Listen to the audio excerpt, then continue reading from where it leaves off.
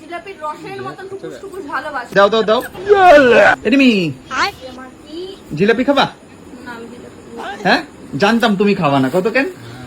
জিলাপিটা দেখো তোমার মানে ঠিক এরকম প্যাচ। এনে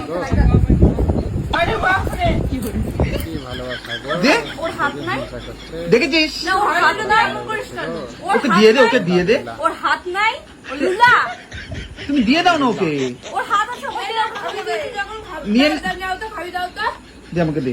তোমার মনে জিলাপির মতন প্যাচ, তোমার জিলাপি খাইলে তোমার সহ্য হইবে না। ওর মানে প্যাচ নাই, ওর মানে সাদা সিধা।